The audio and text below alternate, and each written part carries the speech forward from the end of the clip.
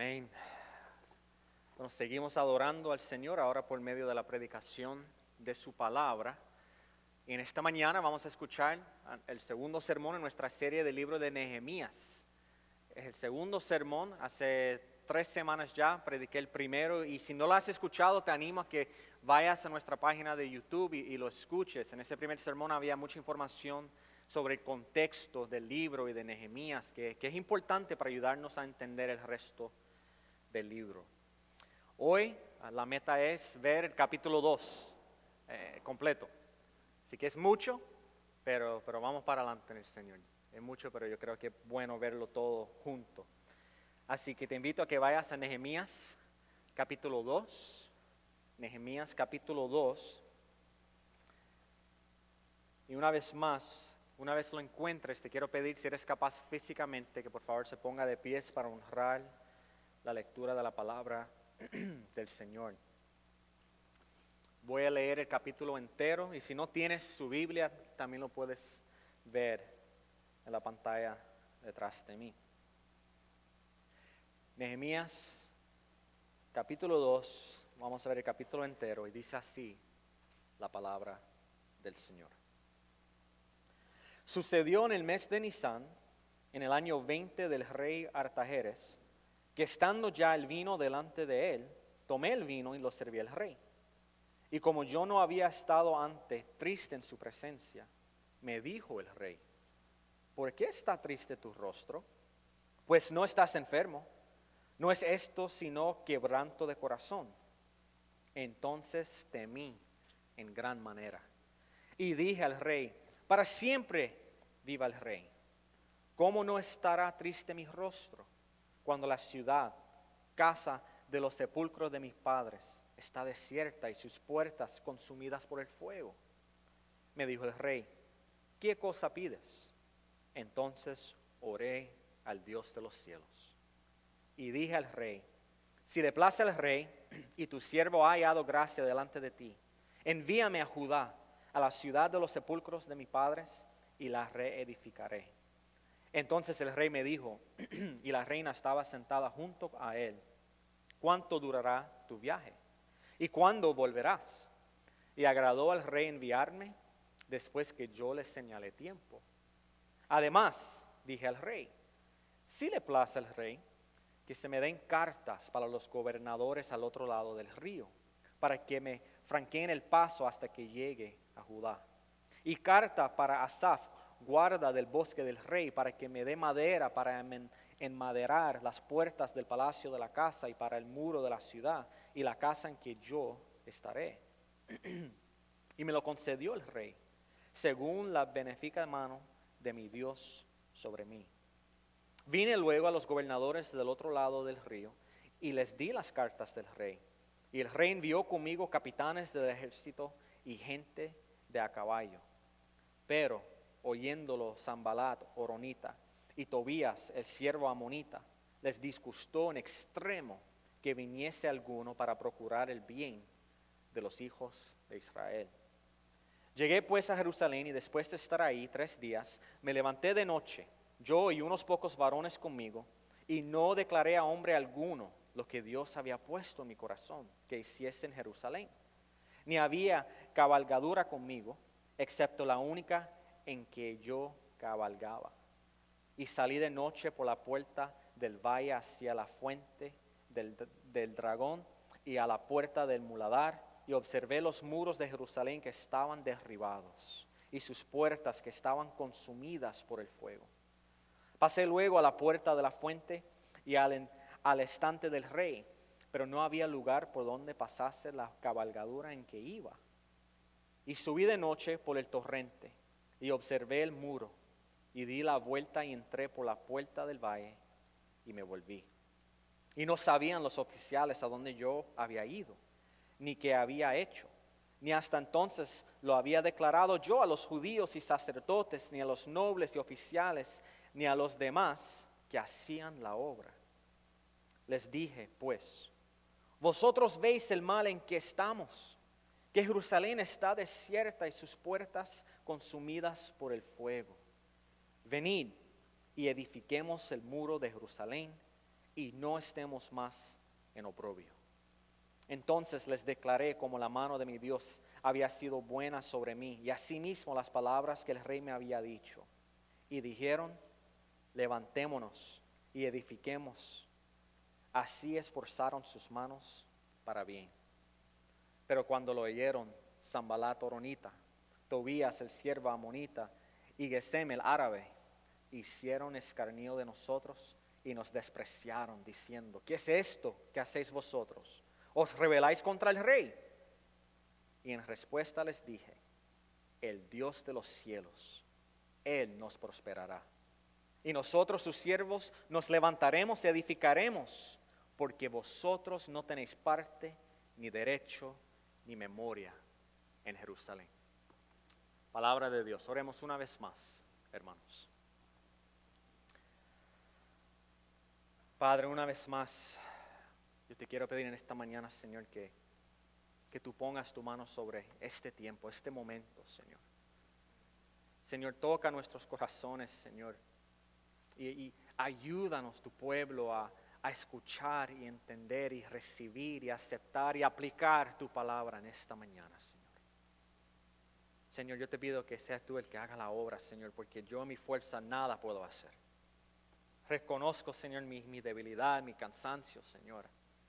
Así que te pido, Padre, que seas tú a través de mí en este momento.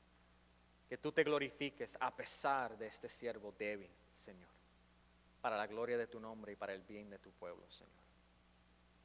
Y desde ahora, Señor, te damos gracias porque sabemos que tu palabra nunca se retorna atrás vacía, Señor. Siempre cumple su propósito. Así que gracias por lo que vayas a hacer hoy en este tiempo. Te lo pedimos en el nombre de Jesús. Amén. Pueden tomar asiento, hermanos.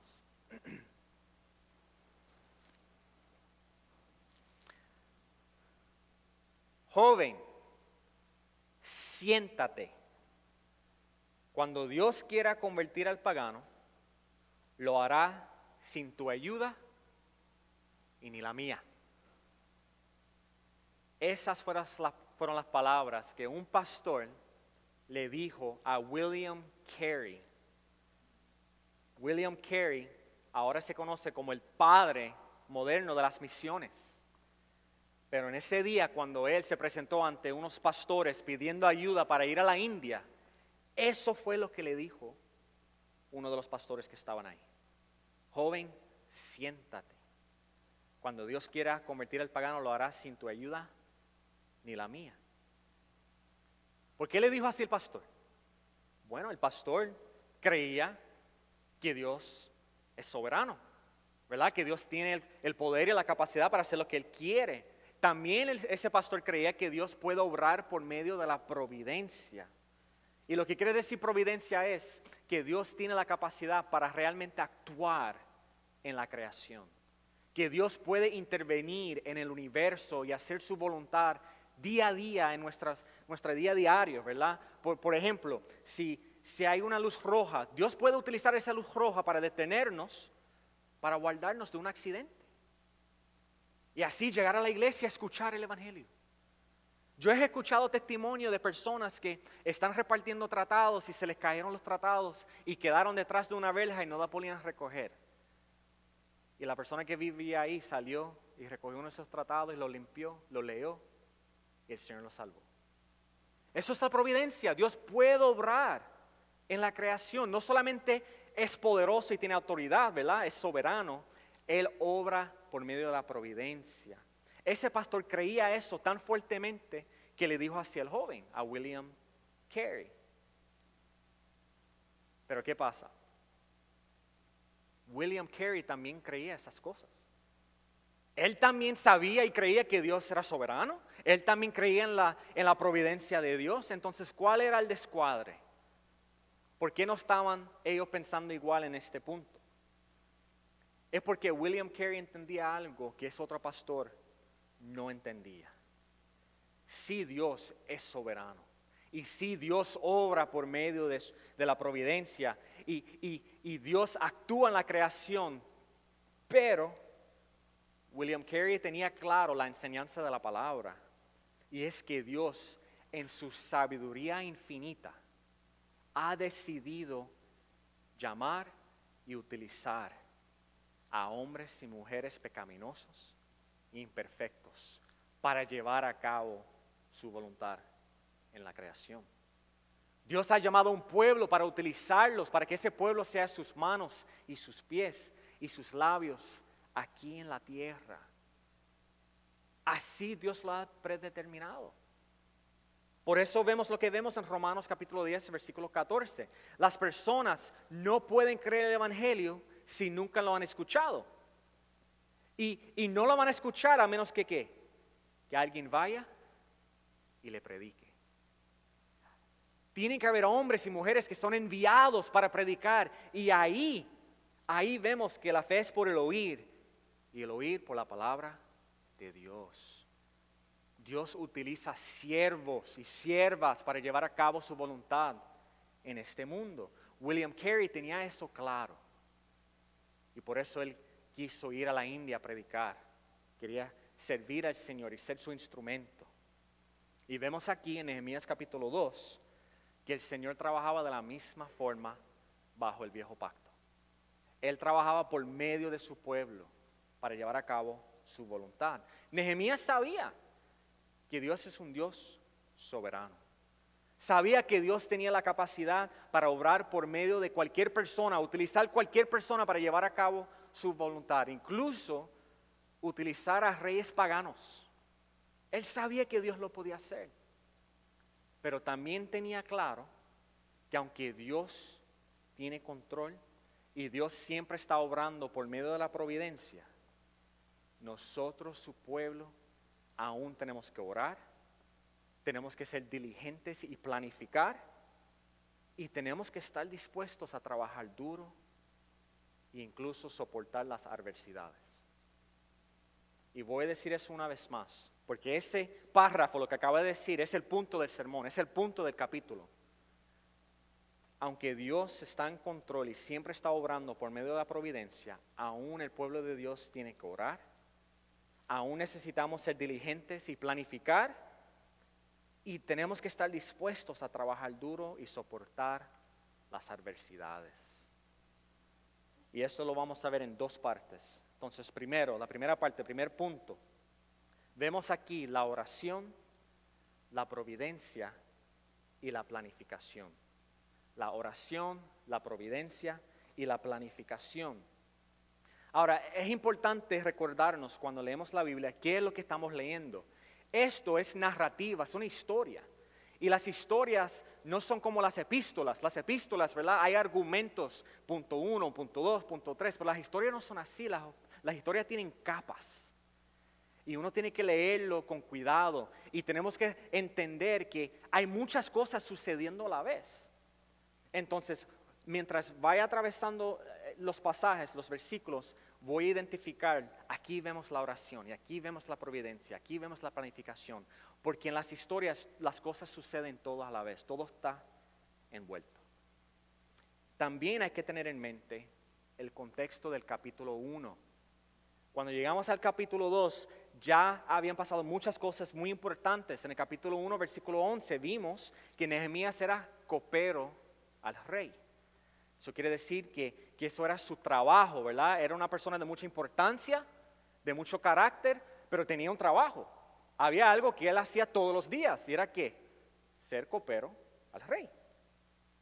Y también nos enteramos en el capítulo 1 que Nehemías, cuando él se enteró de los muros de Jerusalén, lo que había pasado, y cuando él se enteró de que sus hermanos allá en Jerusalén estaban viviendo en vergüenza, él estaba quebrantado.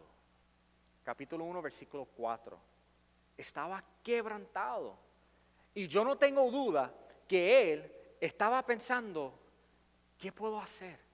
Voy a orar, pero ¿qué más puedo hacer? Porque piensa en esto, como copero al hombre más poderoso del mundo. Tú no puedes ir a donde él un día y decirle, mira, necesito un tiempo libre para razones personales, me da como un año de vacaciones. Él no podía hacer eso. Él tiene que estar ahí El rey confiaba en él, era su copero, tenía que velar su comida, era alguien de confianza. Tampoco podía ir a donde el rey y decirle, rey, ¿me permites regresar a Jerusalén para reconstruir los muros? ¿Y por qué no? ¿Por qué él no podía decirle al rey eso? Acuérdate, en el capítulo 1 vimos o expliqué que Nehemías se había sorprendido que los muros estaban derrumbados. ¿Por qué? Porque lo más seguro que él pensaba que esa segunda fase de judíos que regresaron a Jerusalén ya lo habían reconstruido. Pero se enteró que no lo habían reconstruido, que aún estaban en ruinas. Pero lo que no mencioné es por qué estaba aún en ruinas. ¿Te acuerdas que yo dije que un rey mandó a los judíos a parar el trabajo? Ellos habían comenzado, pero un rey dijo, ya, no pueden seguir trabajando los muros. Y nunca terminaron. Lo que no mencioné es que el rey que los mandó a parar es el jefe de Nehemías. Es el mismo rey Artajerjes. Él fue quien le dijo a los judíos varios años anterior, ya dejen de trabajar en el muro, no más. Y nunca se volvió a reconstruir. ¿Y por qué los mandó a parar? Lo vemos en Esdras, el libro de Esdras, capítulo 4. Ahí vemos que habían unos líderes y gobernadores en las regiones alrededor de Jerusalén y ellos enviaron una carta al rey Artajerjes. Y en la carta le dijeron, rey, ellos están reconstruyendo el muro porque se quieren rebelar en contra de ti. Quieren formar una rebelión. Era mentira, pero el rey lo creyó y mandó a que se detuviera el trabajo. Entonces, ¿ven por qué la situación de Nehemías era difícil? Se encontraba en una posición donde no se podía ir y era su propio jefe quien mandó a detener el trabajo. Entonces, él necesitaba mucha oración. Y aún más importante, ¿qué necesitaba él? Necesitaba creer que el Señor podía intervenir. ¿Y qué hizo?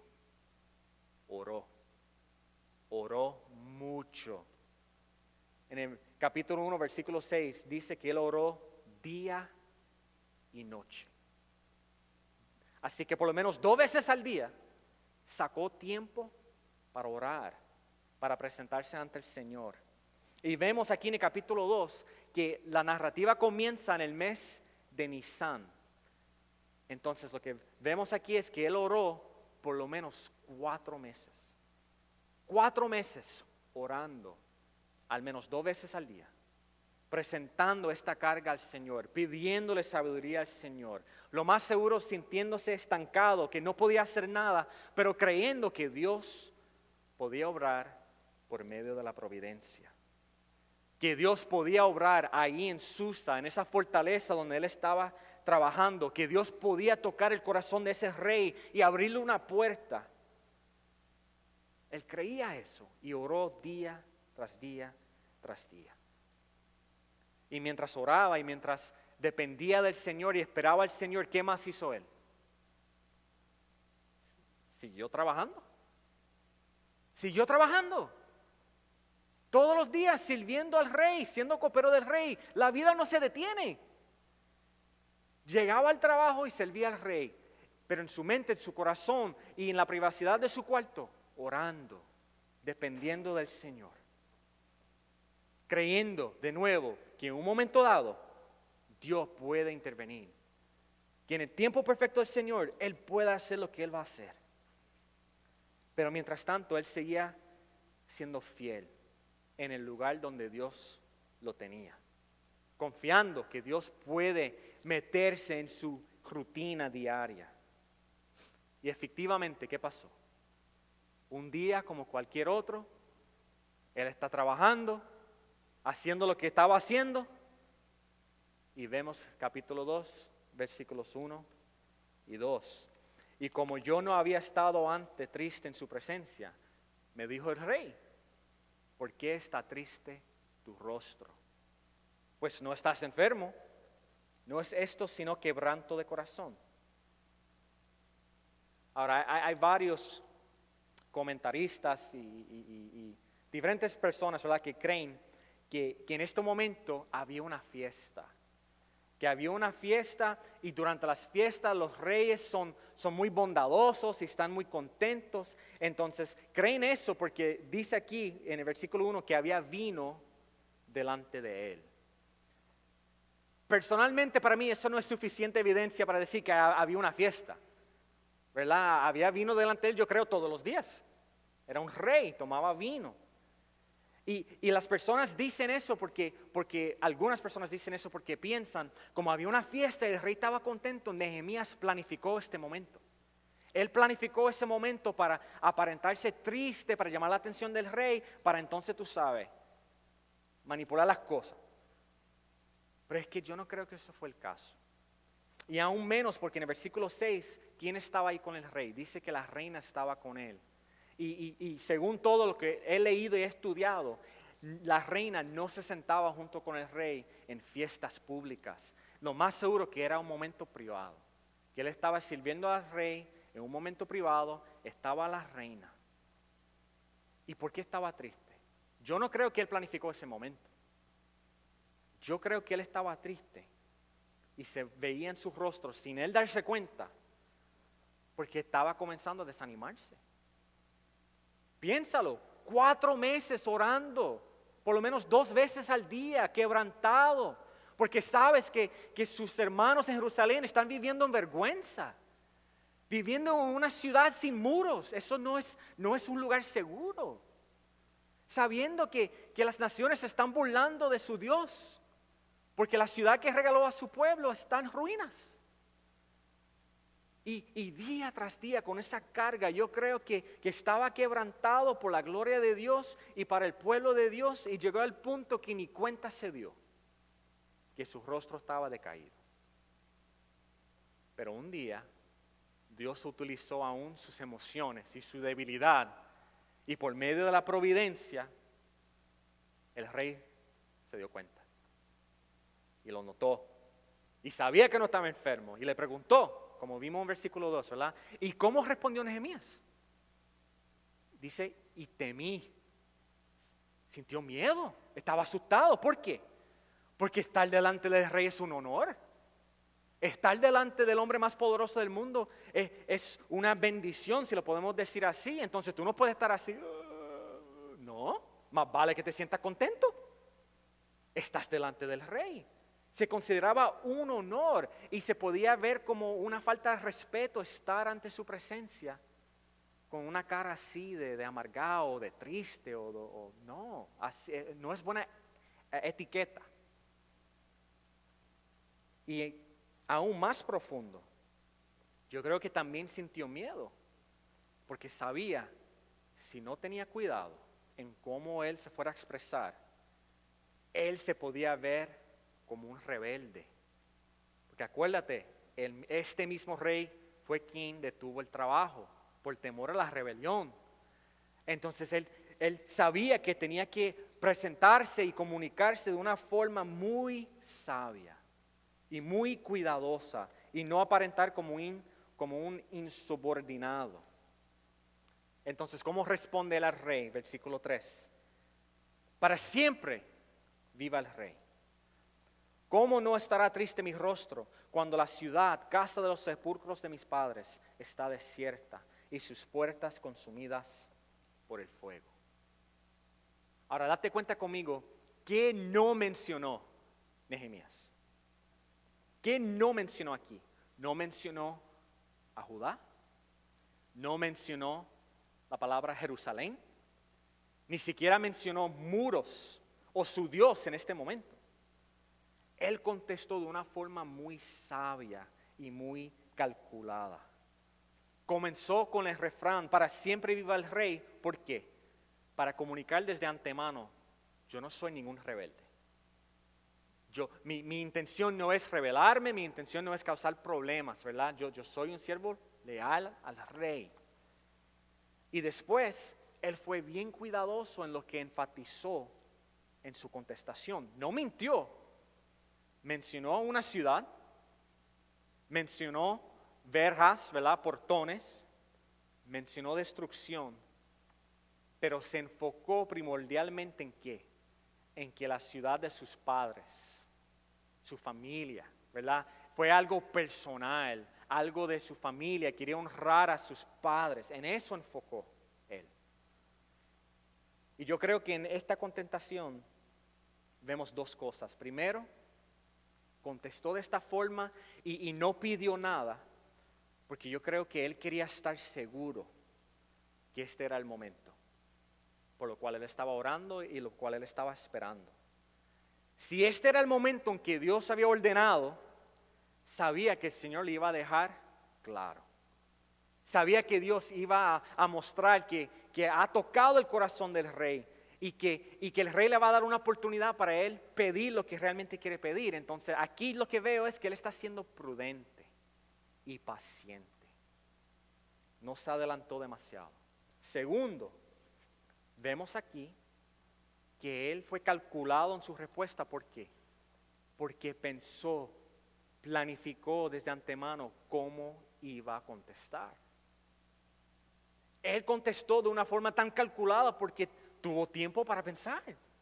Tuvo tiempo para pensar cómo iba a hablar, cómo iba a comunicar este problema al rey. Durante esos meses de oración, en algún momento dado, Nehemías se dio cuenta de que Dios lo estaba llamando a él a hacer la solución del problema. Y una vez que él entendió, ok, Señor, tú me estás llamando a mí a tratar de arreglar los muros, no tengo duda que comenzó a pedir sabiduría al Señor. Comenzó a pedir sabiduría, comenzó a pedir dirección, comenzó a orar a ver cómo él iba a hablar del tema con el rey. Sí pidió que el Señor le dará gracia y que le mostrara misericordia. Pero también yo creo que podemos decir que estaba pidiendo sabiduría y él estaba planificando cómo hablar de esto. Entonces fue prudente, fue paciente, fue calculado. ¿Y cómo reaccionó el rey? ¿Era este el momento o no? Versículo 4. Me dijo el rey, ¿qué cosa pides? ¿Ahora qué? Está claro. Está claro. Él no tuvo que pedirlo, el rey mismo le pregunta. ¿Por qué? Porque Dios tocó su corazón. Fue paciente y esperó y Dios obró. Y ahora sabe, este es el momento. No sabía cuándo iba a suceder, pero tenía claro que Dios lo podía hacer. Siguió siendo fiel en su vida diaria, siguió llegando al trabajo, siguió orando y dependiendo del Señor. Y mira, Dios obró en su tiempo perfecto, en su situación diaria. El rey le preguntó a él, ¿qué me pides? ¿Qué quiere? Entonces él oró, planificó, y ahora es el momento de pedir lo que él quiere pedir. Pero date cuenta, hay 7 palabras importantes al principio del versículo 4. Una oración corta, pero una oración bien importante, bien poderosa. ¿Qué vemos ahí? Entonces oré al Dios de los cielos. El rey le preguntó, ¿qué pides? Y aquí leemos, entonces oré al Dios de los cielos. En la vida real, eso fue instantáneo. ¿Te ha pasado que tú estás hablando con alguien y te dice algo o menciona algo en tu mente, tú, ay Señor, dame sabiduría? Una oración así, de flecha, rápido, en milisegundos, así fue. Fue una oración instantánea. Él no le dijo al rey, ¿me das un brequecito? Vengo ya. Claro que no. Lo que vemos aquí es un reflejo. Un reflex. Un reflex es un reflejo. ¿Verdad? Un reflejo, una reacción instantánea de él. Se dio cuenta que era el momento y oró. Su primer impulso no fue comenzar a hablar, fue orar. ¿Y qué oró él en ese momento? Lo más seguro, pidiendo sabiduría, favor, misericordia. Señor, ayúdame a no meter la pata. Señor, ayúdame a hacer tu voluntad. no se quería adelantar al Señor. Ahora, ¿por qué reaccionó él de esta forma? Hay que analizar esto es importante. ¿Por qué reaccionó Nehemías de esa forma? Porque ese fue su reflejo natural, su reacción o su impulso. Yo entiendo que él reaccionó así porque ya la oración era parte de su vida diaria. Él era un hombre de oración. Él tenía ya como costumbre depender del Señor. Porque ¿qué es la oración? Es la dependencia del Señor. Cuando oramos, estamos reconociendo nuestra necesidad de Dios. Estamos reconociendo que no lo sabemos todo y que necesitamos sabiduría, que necesitamos fortaleza o gracia o misericordia, lo que sea. Por medio de la oración lo que vemos es nuestra expresión de nuestra necesidad del Señor. Él era un hombre que dependía del Señor día tras día tras día. Y cuando sucedió algo que él no esperaba, en un momento que no esperaba, su reflejo natural era ¿qué? Hacer lo que siempre ha hecho. Orar, depender del Señor, buscarlo a Él. ¿Ya ven por dónde vamos? Hay una aplicación muy importante aquí para nosotros, hermanos. Nuestro estado, ¿verdad? El estado de nuestro corazón. Y la manera se ve cuánto dependemos de Dios. Donde se ve más eso, ¿verdad? Cuánto dependemos del Señor. Es en los momentos que pasan las cosas que nosotros no esperamos. Es en los momentos que somos sorprendidos por algo que sucede, que no lo veíamos, ¿verdad? No sabíamos que iba a suceder y nos coge por desprevenido. En esos momentos, cuando pasa algo así, ¿cuál es nuestro reflejo? ¿Cuál es nuestro primer impulso? ¿De quién dependemos? ¿Oramos y dependemos en el Señor? ¿O simplemente reaccionamos y dependemos de nuestra propia sabiduría o nuestra propia capacidad de analizar la situación y hablar, ¿verdad? Y actuar o decir lo que entendemos que es lo mejor decir en ese momento? Si tomamos un momento, ¿verdad? Y somos honestos. Yo hablo por mí mismo. En la mayoría de los casos, en la mayoría de los momentos, cuando pasan las cosas que yo no me esperaba, que me coge por desprevenido, mi primera reacción no es orar, es responder rápido. Me tiran, respondo rápido, ¿verdad? Decir lo que yo creo que es lo mejor decir, que es lo más sabio en ese momento decir. No es siempre, para mi vergüenza, ser honesto con ustedes, no es siempre, Señor, dame sabiduría. Y algo me dice que yo no soy el único aquí. Yo creo que quisiéramos todos reaccionar así, amén. Pero la realidad es que no es así. ¿Por qué no?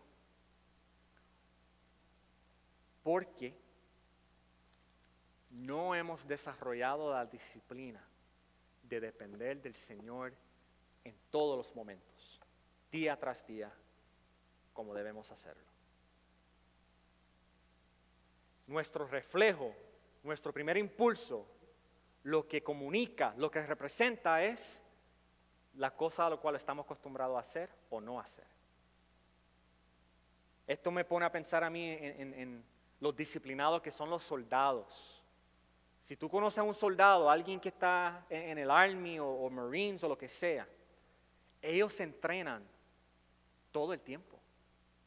Aún en tiempo de paz, ellos se pasan entrenando, haciendo ejercicios, aprendiendo cómo utilizar sus armas, saber cómo utilizarlo en un momento de pánico. Aún cuando no hay guerra, cuando no hay batalla. ¿Por qué? ¿Por qué se pasan entrenando? Para cuando llegue la batalla, es una reacción natural. Saber lo que hay que hacer. Saber cómo utilizar su arma, saber cómo cuidar al que está al lado. Yo creo que todos estaríamos de acuerdo. no es sabio ni es prudente esperar que haya guerra para ver cómo funciona esto. Ay, déjame hacer push-up y hacer cardio porque ahora sí me va a tocar correr. ¿Ya es tarde? Esa disciplina uno lo va desarrollando desde antemano. Uno lo hace una prioridad porque uno entiende que su vida puede depender de eso. Porque la guerra, ¿qué puede pasar en la guerra? Después de morir. Pues hermanos, ¿de qué estamos hablando espiritualmente? Estamos hablando de la perseverancia de nuestras almas. Ahora, no me malinterprete, el Señor es quien salva y la salvación es por gracia. Si me has escuchado predicar, tú sabes que yo tengo eso claro. Dios es quien nos salva por medio de la vida, muerte y resurrección de Jesucristo. Nosotros no hacemos nada para merecer la salvación. Dios nos salva y es Dios quien nos preserva. Pero la perseverancia de los santos no es pasivo, hermanos. Somos llamados ¿a qué? A obedecer la palabra de Dios, a orar, a estudiar, a crecer, a madurar, a servir. No es pasivo. Hay disciplinas que nosotros como el pueblo de Dios somos llamados a desarrollar. ¿Y por qué hay que desarrollar esas disciplinas? Porque nuestra tendencia natural no es buscar de Dios. Nuestro impulso, nuestro reflejo normal no es orar o leer la palabra. Es depender de nosotros mismos. Es creer que tenemos todo bajo control. Es lo mismo que le pasó a Adán y Eva. Pensaban que eran igual de sabios que Dios. Hermano, sufrimos de lo mismo. Nuestra primera reacción, nuestra tendencia natural es ser arrogantes, orgullosos, dependientes de nosotros mismos. Entonces, si no ponemos nuestra parte en desarrollar disciplinas y nuevos hábitos, no nos debemos sorprender cuando nuestro reflejo es depender de nosotros. Entonces aquí vemos un buen recordatorio de dar prioridad a esto, para que en esos momentos tan importantes y claves nos encontramos dependiendo y buscando de Dios y no en nosotros mismos. Y de nuevo, es una disciplina. Y yo sé que podemos ser disciplinados. Cuando tenemos una cita para ir a ver al doctor, no perdemos la cita. Yo he escuchado, hermanos, de familias que el sábado en la noche sacan la ropa para la iglesia, se acuestan temprano para asegurar de que se levantan listos y cansados para no llegar tarde el domingo. Conozco familias que han hecho eso. Porque saben que si dejan todo para el domingo a la mañana, su tendencia, o vamos a decirlo así, van a ser tentados ¿a qué? Está bien. Requiere disciplina. Requiere ser intencional. Si entendemos que es importante, que le debemos dar prioridad, pues vamos a planificar y hacer lo que hay que hacer para darle prioridad. Y que quede claro, soy el primero en la lista. Nosotros estamos creciendo en esto y hermanos, nosotros vamos a estar creciendo en esto hasta que morimos o que Cristo venga. Esto es un proceso de toda la vida. Yo me estoy predicando a mí mismo en esta mañana. Pero ahí tú estás conmigo. Estamos juntos en esto. Hay que recordarnos, sí, Dios nos preserva, pero si queremos perseverar, tenemos que ser intencionales en desarrollar disciplinas. Y algunos quizás están pensando, está bien, pastor, amén, estoy contigo. ¿Cómo comenzamos? Te voy a decir, cayéndonos de rodillas y pidiendo al Señor primero que nos perdone y que nos ayude. Es humillarnos, arrepentirnos, porque es pecado, y humillarnos ante Dios. Si no es nuestra tendencia natural, entonces no va a ser de un día para otro. Pues está bien, ahora sí lo voy a hacer. No. Necesitamos pedirle al Señor que nos perdone y que nos ayude. Y pedírselo todos los días. Depender de Él diariamente. Depender de Él aún para esto. Señor, yo quiero crecer, yo quiero ser disciplinado. Yo quiero leer mi Biblia más, quiero orar más, quiero estar en la iglesia presente más. Ayúdame. Dame sabiduría en saber cómo planificar, cómo puedo ser intencional en esto. Ayúdame a amar lo que tú amas y a darle prioridad a las cosas a lo cual tú das prioridad. Yo mismo no lo voy a hacer, Señor, ayúdame. Hay que ser humildes, hermano. Hay que ser reales con Dios y con nosotros mismos. Y en ese momento yo no tengo duda que el Señor va a comenzar a obrar en nosotros. No tengo duda. Porque eso es lo que Dios quiere para nosotros. Que amemos lo que Él ama.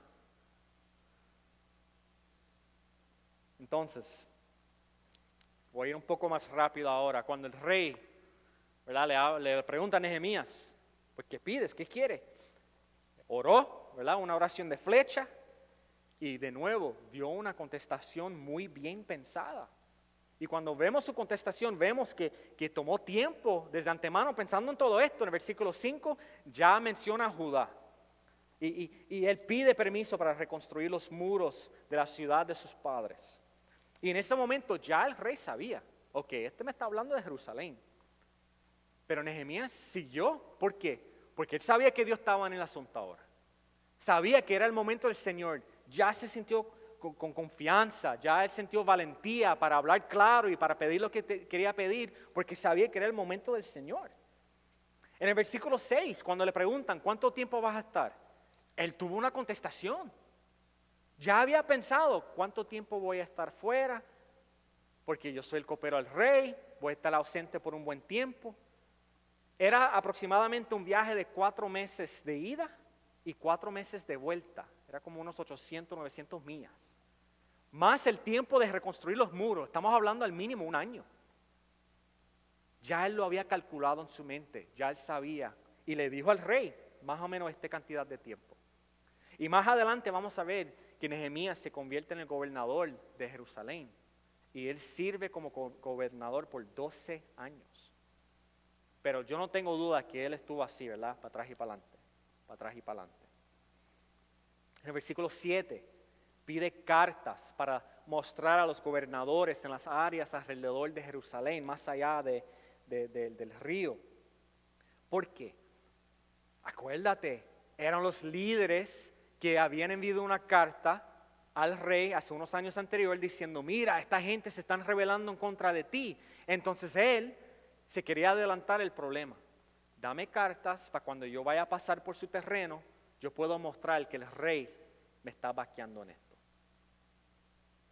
El rey ya sabe, ¿verdad? Él lo vio como una ayuda para, ojalá, evitar problemas con esos otros líderes. Pensó quizá que si tenía permiso del rey por escrito no le iban a dar problema, pero pronto vamos a ver que estaba equivocado. Pero como quiera, ¿qué muestra eso? Que planificó bien. Pensó y planificó. Versículo 8, también pide una carta para madera. Y mira, menciona diferentes cosas que va a arreglar. Puertas del palacio, el muro de la ciudad y aún madera para la casa donde él iba a vivir. Lo más seguro que era la casa del gobernador que estaba allá en Jerusalén. Entonces todo esto nos muestra, aun cuando uno sabe que Dios es soberano y Dios obra, hay que planificar, hay que pensar, hay que calcular costo. Hay que ser prudentes y diligentes. Pero ¿sabe también qué muestra esto aquí? Mucha confianza y valentía, ¿verdad que sí? Porque ¿qué pasó? Una vez el rey le dijo a él, ¿qué pides? ¿Le pidió todo?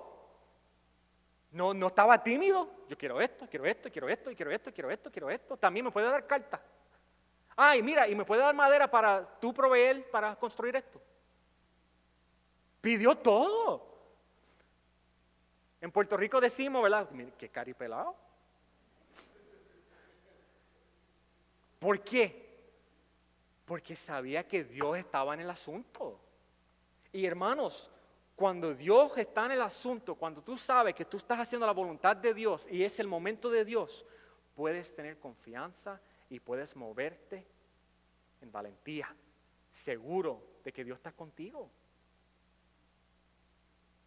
Así se puede hacer, y así hizo él. Sintió confianza, valentía y pidió todo lo que él necesitaba. Y más abajo, si vayas al versículo 11, de 11 al 15, vemos otro aspecto de su planificación. Cuando él llega a Jerusalén, dice que descansó, ¿verdad? Por como unos 3 días y una noche con unos hombres de confianza salió y ¿qué hizo? Echó ojo a los muros.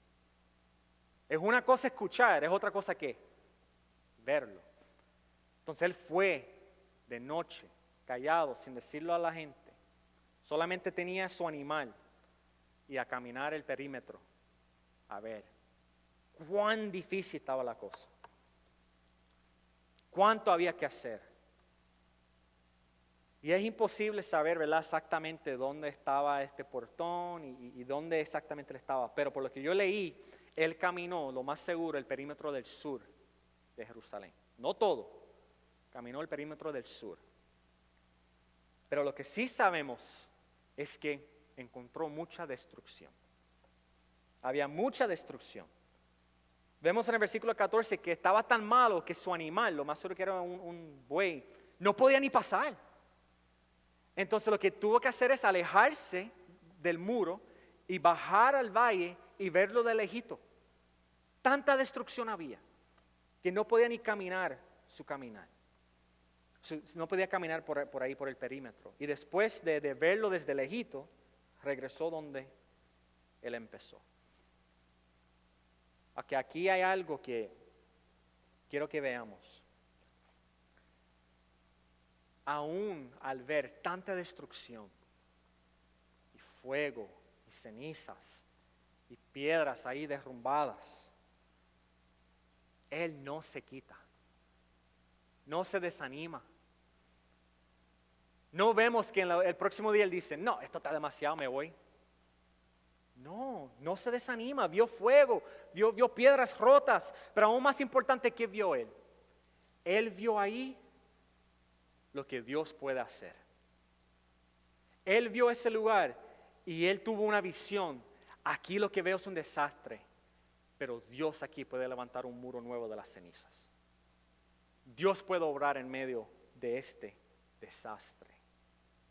No se quitó, no se desanimó, hermanos. Confió en el Señor. Yo veo esto y a mí me anima y le quería, ¿verdad?, compartir con ustedes, porque yo sé que para muchos, con esto de la pandemia, con situación de trabajo, hay mucho pasando. Quizás hay muchos de ustedes que sienten, mira, cuando yo pienso en mi vida y cuando yo pienso en el trabajo, cuando yo pienso en mi matrimonio, cuando yo pienso en las cosas que están pasando, lo que yo veo es un desastre. Lo que yo veo son piedras derrumbadas. Y donde había vida y alegría, lo que veo ahora son cenizas. Quizás algunos de ustedes ven eso, hermanos. Hay momentos en la vida que nos sentimos así, que eso es lo que vemos. Y nos podemos desanimar. Pero como cristianos, como los que conocen al Señor, sabemos lo que Dios nos dice en su palabra. Aun cuando la vida se está desmoronando alrededor de nosotros, ¿qué nos dice el Señor? Que jamás nos abandonará. Que Él está con nosotros hasta el fin del siglo. Nos dice en su palabra que Él puede usar todas las cosas para nuestro bien y para su gloria. Todas las cosas ayudan a bien para los que aman al Señor. El Señor nos dice en su palabra, acuérdate, al que llamo, justifico, y al que justifico, yo voy a glorificar. Lo que he comenzado en ti, lo voy a terminar. No te desanimes. Puede haber que hay destrucción. Seguir a Cristo no quiere decir que la vida va a ser fácil. Pero Dios puede redimir cualquier situación. Y si Dios no cambia las circunstancias, porque a veces Dios en su soberanía no cambia las circunstancias, Él está con nosotros en medio de la tormenta. Él está presente. Si no cambia las circunstancias, puedes estar seguro que te va a dar la gracia que necesitas para atravesar las circunstancias. Pero no nos podemos quitar la mirada de Cristo, hermanos. No podemos olvidarnos de la esperanza que tenemos en el Señor. Y esto es otra razón por la cual necesitamos desarrollar nuestras disciplinas diarias. Porque si todos los días estamos leyendo la palabra y estudiando la palabra y llenando nuestra mente de estas verdades, cuando las cosas comienzan a derrumbar, esas verdades están presentes en nuestra mente y nos ayudan a estar firmes en el Señor por su gracia. Entonces, si estás en Cristo, no importa lo derrumbado que está el muro de tu vida, lo que está pasando, tú tienes un Dios que te ama y que está presente. Que no se te olvide nunca. Y si no conoces a Cristo, déjame decirte, no importa qué desastre es tu vida, de ahí Dios puede hacerte una nueva criatura. Así como de cenizas Él puede levantar un muro, de una vida que es un desastre total, Dios puede rescatar y salvar y redimir. Solo hay que creer, hay que creer. Dios nos llama a creerle, a creer el Evangelio, que Cristo vivió una vida sin pecado, que murió por ti en la cruz y que al tercer día Él resucitó. Y si crees eso, por fe, tú puedes ser perdonado. No importa lo que has hecho. Hoy puedes ser una nueva criatura en el Señor. ¿Y qué dice la palabra? Que somos una nueva criatura. Es un nuevo comienzo. Lo que pasó, pasó. Y si quieres hablar más del Evangelio ahorita, podemos hablar. Pero hay que poner la mirada en Cristo y recordarnos que Él puede redimir cualquier situación. Entonces Él vio con sus propios ojos el desastre, hizo un plan y después fue a donde las personas para comunicarle el trabajo. ¿Quién eran las personas? Esto es el segundo punto y te prometo no va a ser tan largo. Segundo punto. Vemos una disposición para trabajar duro y soportar las adversidades. Hay una disposición de trabajar duro y de soportar adversidades. Después que vio destrucción, ¿verdad? No dudo que oró, porque era un hombre de oración, hizo un plan y presentó el proyecto al pueblo, a las personas que iban a hacer la obra. ¿Y quiénes eran las personas? ¿Quiénes eran los que iban a reconstruir a Jerusalén? Versículo 16. Ni hasta entonces lo había declarado yo a los judíos y sacerdotes, ni a los nobles y oficiales, ni a los demás que hacían la obra. Nehemías llegó, te recuerda, con capitanes, con un pequeño ejército. Él llegó con personas del rey de Persia, pero no eran ellos los que iban a hacer el trabajo. ¿Quién iba a hacer el trabajo? Los que viven ahí. Es su casa, es su ciudad. Ese muro te va a proteger a ti. Entonces él tenía la expectativa de que ellos eran los que iban a hacer la obra. ¿Y quién menciona? Los sacerdotes, los que normalmente trabajan en el templo. ¿Qué esperaba Nehemías? Que van a salir del templo y que se van a ensuciar recogiendo madera. Los nobles, lo más seguro eran personas que eran líderes de los diferentes tribus y los clanes. ¿Qué esperaba él de ellos? Que iban a sudar como los demás. Los oficiales, que lo más seguro que eran judíos que trabajaban para el gobierno local. Él esperaba que ellos iban a salir de sus oficinas cómodas con aire acondicionado y que iban a trabajar como los demás. Y el último grupo, ¿qué menciona? Simplemente dice, y los demás. ¿Qué quiere decir eso? Que básicamente él esperaba que todos iban a trabajar. Todos. Si eres capaz físicamente, vamos a meter mano a la obra aquí. Vamos a trabajar en esto. Hermanos, esto es básicamente lo que vemos en el Nuevo Testamento en Efesios capítulo 4. ¿Quién hace la obra del ministerio? El cuerpo de Cristo. No es el pastor. El pastor enseña y sí obra y trabaja, pero él enseña ¿para qué? Para equipar los santos para la obra del ministerio. En otras palabras, al que le toca trabajar es a todos. Vemos lo mismo aquí. Es básicamente lo mismo. El Señor es igual, Dios no cambia. Había una expectativa de que los que estaban ahí iban a trabajar iban a meter mano. Y claro, Nehemías, como copero al rey, era un hombre con mucho rango, ¿verdad? Eso lo vimos en el último sermón. Pero aún él estaba listo para trabajar. Él estaba listo y preparado para ensuciar sus manos también. En el versículo 17 al 18, él no dice, ustedes veis el mal en que están. Mira sus Biblias, no dice eso, ¿verdad? ¿Qué dice? Vosotros veis el mal en que estamos. Se incluyó. ¿Por qué se incluyó? Porque él también estaba listo para trabajar. Él no llegó ahí como uno para mandar a personas a hacer mientras él se queda atrás cómodo. No. Él es un líder que está adelante con su pueblo. Hay que limpiar. Yo estoy ahí limpiando con ustedes. Hay que reconstruir. Yo también puedo cargar piedra y madera. Él estaba ahí, listo para trabajar. ¿Y qué está haciendo? Estaba llamando al pueblo a unirse a él para trabajar para el Señor. Y la pregunta es, ¿lo van a hacer? ¿Van a ayudarlo? Porque date cuenta, ellos vivían ahí ya. Sabían cómo estaban los muros. Ya ellos estaban acostumbrados a verlos derrumbados. Entonces, de un día para otro, van a cambiar su mente y van a trabajar, van a arreglarlo, van a cambiar las cosas. Bueno, vemos. Versículos 17 y 18. ¿Qué es lo que le dice Nehemías para motivarlo a ellos? Les dije pues, vosotros veis el mal en que estamos, que Jerusalén está desierta y sus puertas consumidas por el fuego. Venid y edifiquemos el muro de Jerusalén y no estemos más en oprobio.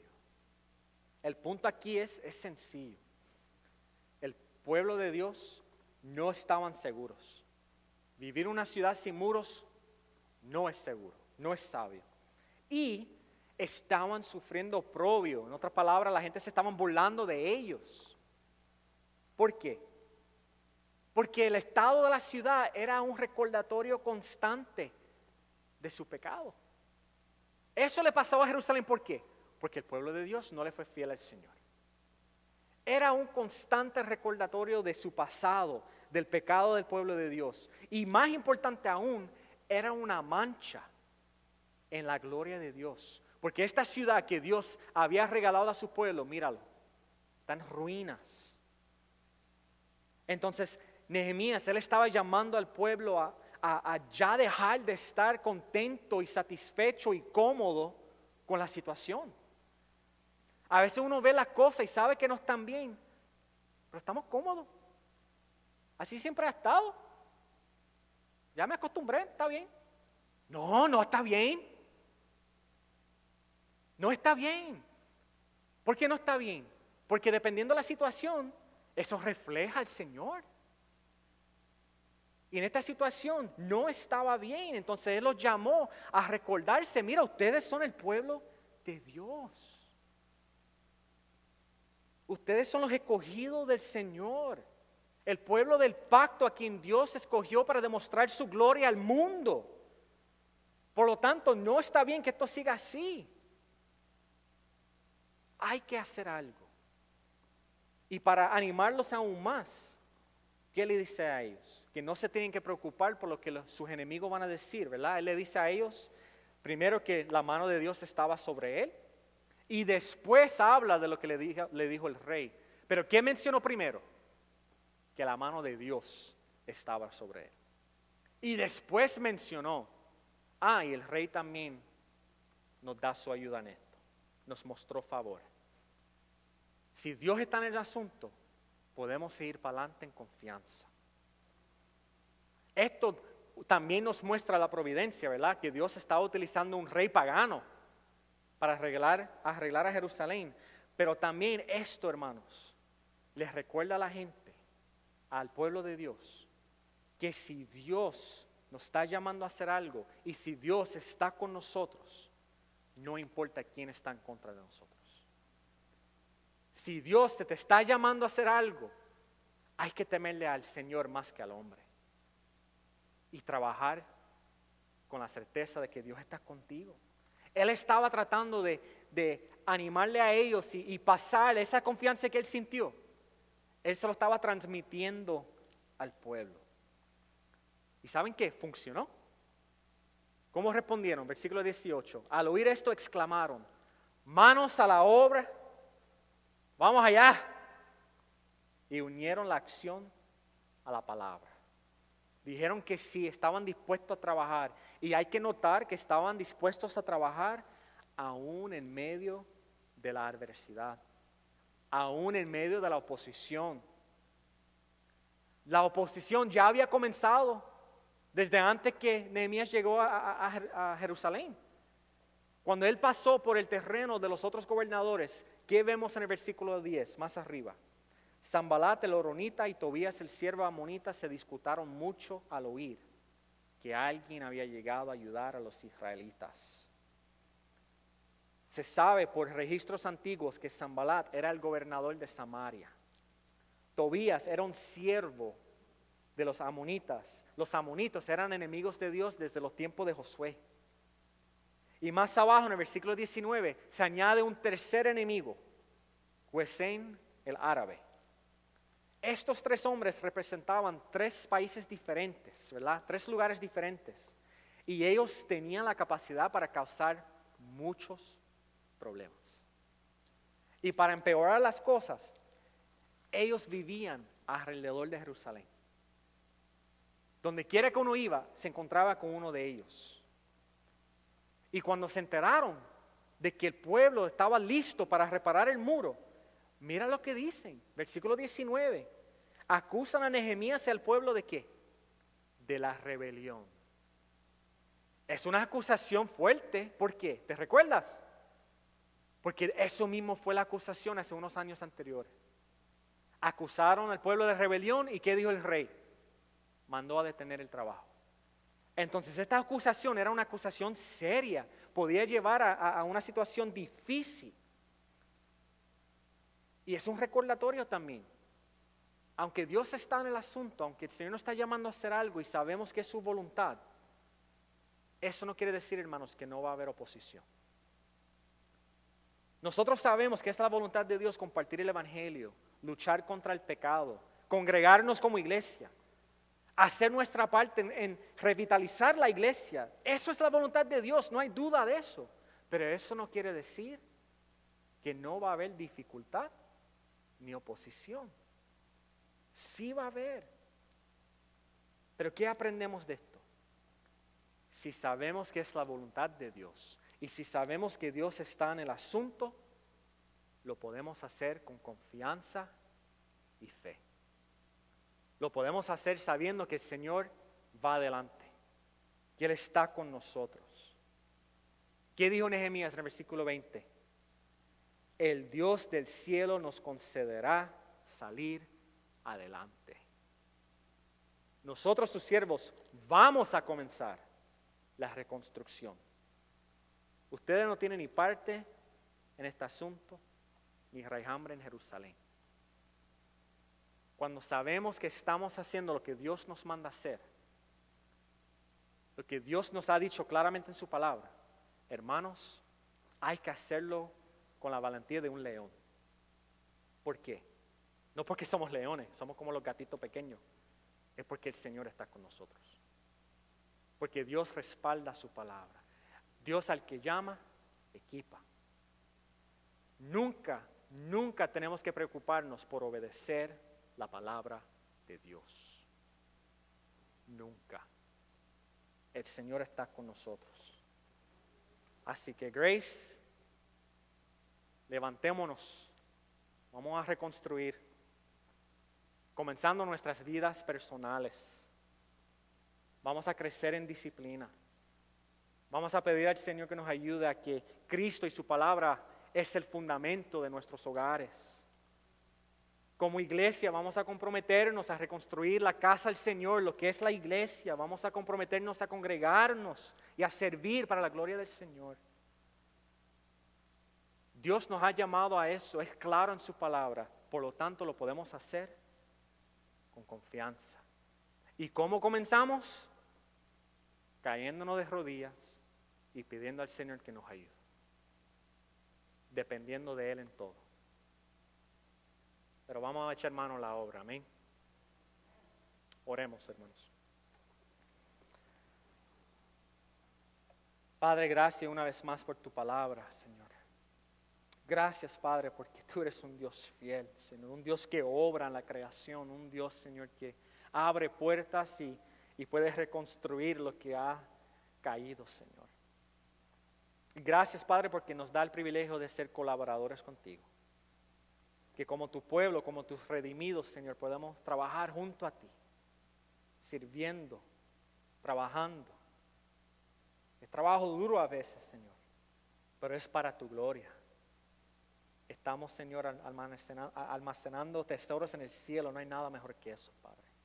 Ayúdanos a tener visión y a confiar en ti y a seguir adelante, Señor, en fe y en obediencia a pesar de cualquier oposición o tentación con la cual nos encontramos. Te lo pedimos en el nombre de Jesús. Amén.